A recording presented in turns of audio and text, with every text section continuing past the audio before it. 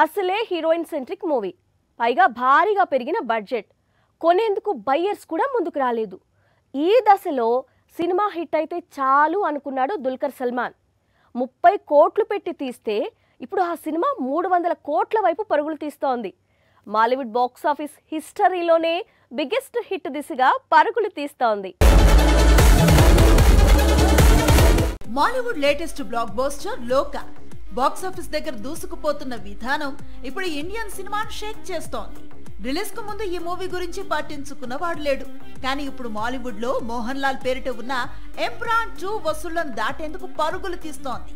Empuraan collections 270 కోట్లు, ఇప్పుడు లోకా వసూళ్లు 260 కోట్లు.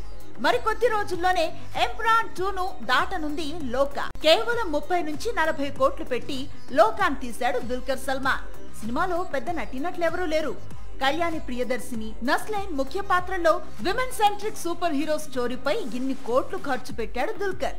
మాలీవుడ్ రేంజ్ కు ఇది అతి పెద్ద బడ్జెట్.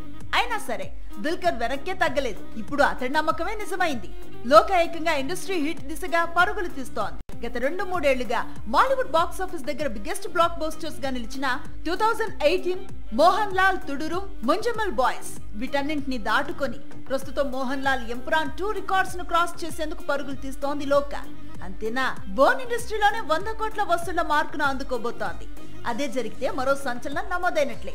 ఇక సీక్వెల్ లోకి దుల్కర్ సల్మాన్, టోనీనో ఎంట్రీ అంటూ రిలీజ్ చేసిన పోస్టర్స్ మూవీ క్రేజ్ ను మరింత పెంచుతున్నాయి. పేదవాడి పక్షాన నిలబడతాం, ప్రజా గొంతుకై నినదిస్తాం. వాయిస్ ఆఫ్ వాయిస్లెస్, తెలుగువారి మనస్సాక్షి సాక్షి టీవీ. సాక్షి టీవీ ప్రసారాల కోసం మీ స్థానిక కేబుల్ ఆపరేటర్ను వెంటనే సంప్రదించండి.